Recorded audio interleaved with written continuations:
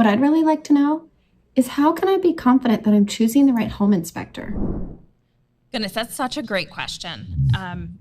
In general, I get asked this by a lot of my clients. How do I know I'm choosing the right inspector? I certainly have my answer, but as an inspector, who's the right inspector? What should you be looking out for when you're choosing an inspector? I think the biggest thing that in the inspection world today, even before you get the report, is the ability to communicate with the clients. You know, the construction industry is very much like the golf industry and the horse industry, where they have all kinds of specific jargon that the layman doesn't always understand. And when you have buyers in a market where they are concerned with everything else, from, as you guys talked about, rates and the competitive nature and the client, the last thing they need is somebody to come in and muddy the waters with a lot of, you know, overly complex terms and terminology that doesn't make any sense to them. The home inspector truly needs to be a chameleon. He needs to be able to talk to everybody, no matter what the makeup of their background, their education level, you know, their finance level, and they need to be able to level the playing field so they can understand to a broad group of clients. I think the communication factor is a big key with that. The other thing is if you're going to be walking through this process with an agent, and your agent is a knowledgeable person, take what they have to say. They have inspectors that they have worked with for a long period of time. They perhaps even have 3 on their list to choose from that they have vetted, and use those resources. If you are going to make what is probably the most deepest and significant financial decision of your life in buying a home, and you're going to use your agent as the person who's the expert in your corner, then listen to what they have to say about home inspectors. And I think the last thing that you have to do with the home inspector is that you need somebody who exceeds the standards and procedures. Whether we're in Washington, where we're licensed and we have a minimum standard of procedures, or whether we're ASHI certified or internationally certified, you don't want the person who does the minimum standards. Right. You know, in anything, in construction or whatnot. You know, if we're building track houses out there, a lot of those track houses are being built to minimum construction standards.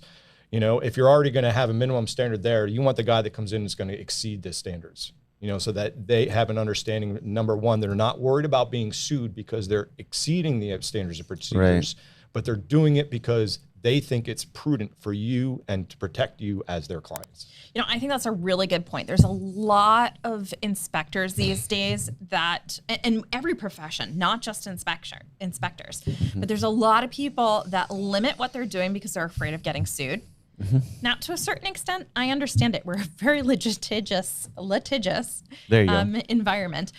But I want somebody who's going to tell it to me straight, as opposed to tell me, walk the line because they're afraid they're going to get sued. So I think that's a really good point. Well, and I mean, Chris, I love what you said about coming to the client and where they're at.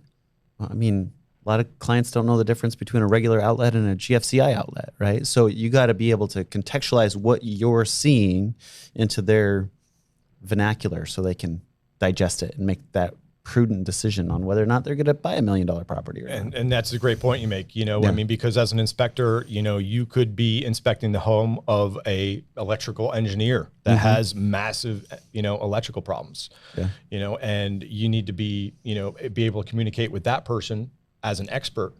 But if the same house is being purchased by an electrical engineer, you need to be able to communicate with that person to impress upon them the importance of getting these things corrected, you know, without their technically understanding of, you know, what components are in an electrical system and what they're supposed to do.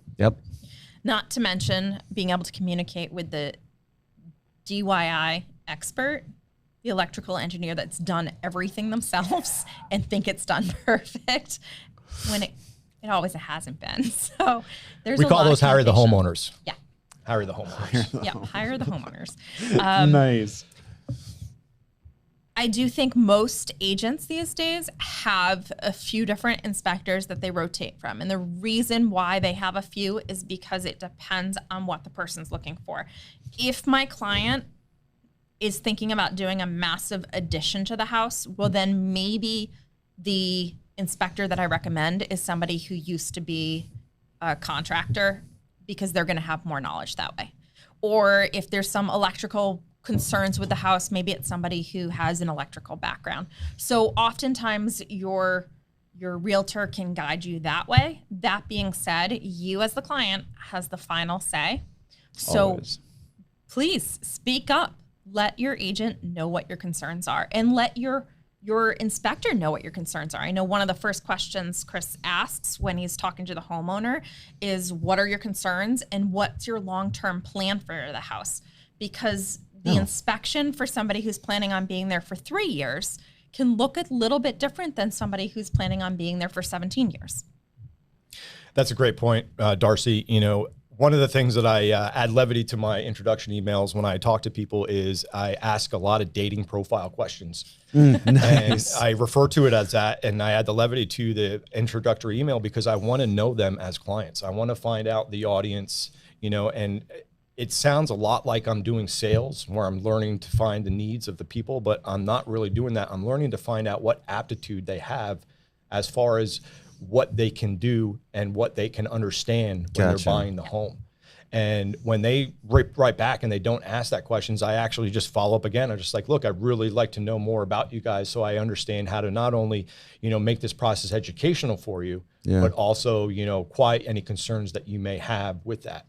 And I think that, you know, if there's at some point there is an introduction between agents and home inspectors, if you have a home inspector that doesn't take the time to get to know you, to find out even if you have kids so that they can alert you to safety issues that they wouldn't necessarily bring up in another inspection report, but because it's railing for small children, for example, and their head could fit through it. Yeah. I spend more time on that because I know there's going to be infant kids running around the house. Yeah. So if you have a home inspector that doesn't take those time to find those things out and find out what your needs are, almost like a salesman, then you need to keep going down the list and find another home inspector that does. Agreed.